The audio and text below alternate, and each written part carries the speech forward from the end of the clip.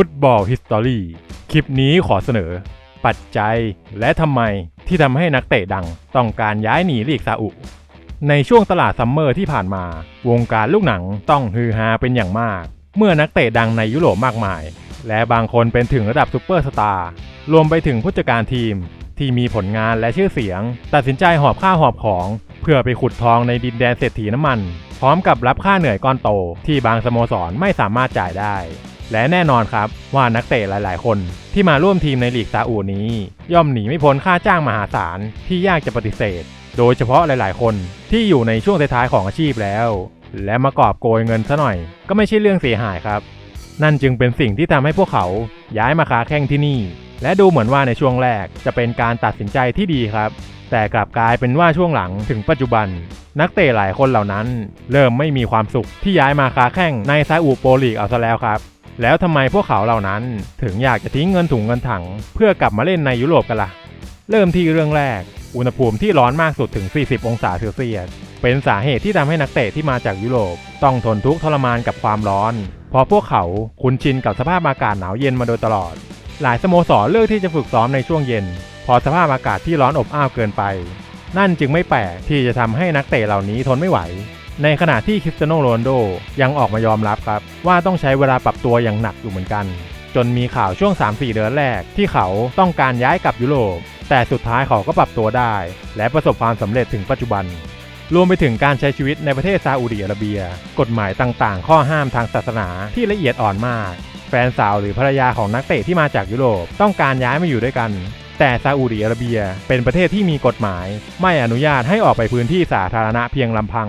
ทั้งยังถูกสั่งห้ามอย่างเด็ดขาดในเรื่องของสุราแอลกอฮอล์รวมทั้งอาหารการกินต่างๆบางอย่างด้วยครับ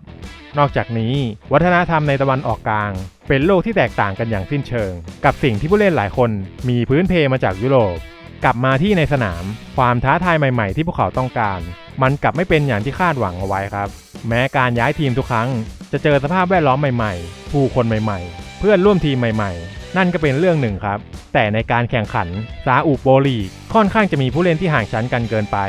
ทีมใหญ่ก็สู้กันแค่ทีมใหญ่แต่พอเจอทีมเล็กมันแตกต่างห่างกันออกไปอย่างสิ้นเชิงการที่เห็นสตาร์หลายคนในยุโรปย้ายมาเล่นที่นี่ทำให้มีการคาดกันครับว่าลีกซาอุจะมีความเข้มข้นมากยิ่งขึ้นแต่ปัญหาที่หลายๆสำนักออกมารายงานดูเหมือนจะไม่ใช่แบบนั้นครับเพราะนักเตะจำนวนมากยังห่างชั้นจากนักเตะที่มาจากยุโรปแน่นอนว่าฝีเท้าที่ระดับต่างกันมันทำให้พวกเขารู้สึกไม่มีการพัฒนาทั้งยังทำให้ไฟที่ต้องการความท้าทายใหม่ๆนั้นมันค่อยๆมอดดับลงไปเรื่อยๆรวมไปถึงแฟนบอลที่เข้ามาชมในสนามที่มันน้อยนิดจนน่าผิดหวังสนามบอลใหญ่อลังการมีที่นั่งเป็นหมื่นๆที่แต่กลับมีคนเข้ามาดูแค่หลักพันหลักร้อยเท่านั้น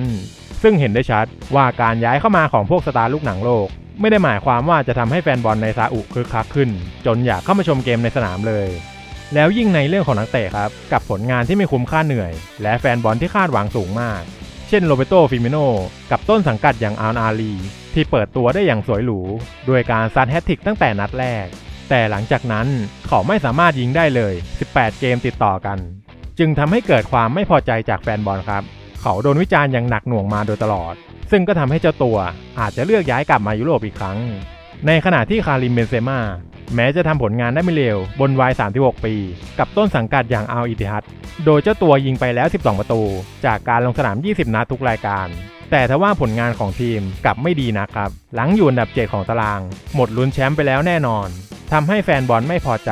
และไปลงที่เขาอย่างหนักซึ่งก็ทำให้เบนเซม่าเริ่มไม่มีความสุขและต้องการย้ายกลับมายุโรปเช่นกันยิ่งล่าสุดในไลน์ของจอร์แดน เฮนเดอร์สันที่ตอนนี้เปิดตัวเป็นนักเตะของอาแจกไปแล้วเรียบร้อยแต่มีรายงานจากเทเลกราฟครับถึงเขากับอัลอิติฟากว่าสาเหตุการยกเลิกสัญญากันนั้นคือสโมสรค้างค่าจ้าง 350,000 ปอนด์ต่อสัปดาห์ที่ไม่ใช่ 750,000 ปอนด์ต่อสัปดาห์ตามที่เป็นข่าวก่อนหน้าและในช่วงครึ่งซีซั่นหรือ6 เดือนที่ผ่านมาเขาลงเล่นให้ทีมฟรีมาโดยตลอดซึ่งการไม่ได้รับค่าเหนื่อยนี้มันเป็นเหตุผลทางด้านภาษีครับเพื่อที่ตัวของเฮนเดอร์สันเองจะสามารถกลับมาเล่นให้สโมสรในประเทศหรือกลับมาเล่นให้ทีมชาติอังกฤษของเขาได้นั่นเองสุดท้ายแล้วยังต้องติดตามกันต่อไปครับว่าจะมีนักเตะคนไหนได้ย้ายกลับมาค้าแข้งในยุโรปอีกครั้งหรือไม่ เพราะทางซาอุเองก็พยายามอย่างหนักครับที่จะสร้างการแข่งขันให้เข้มข้นและใกล้เคียงกันมากขึ้นโดยจะเริ่มวางรากฐานตั้งแต่ลีกรองๆให้ยกระดับขึ้นมาพร้อมเพิ่มความแข็งแกร่งดึงนักเตะยุโรปเข้ามาเล่นเพื่อดึงดูดให้แฟนบอลเข้ามาในสนามมากขึ้นในอนาคตซึ่งก็ต้องรอดูกันต่อไปยาวๆครับและนี่คือปัจจัยและทำไมที่ทำให้นักเตะดังต้องการย้ายหนีลีกซาอุ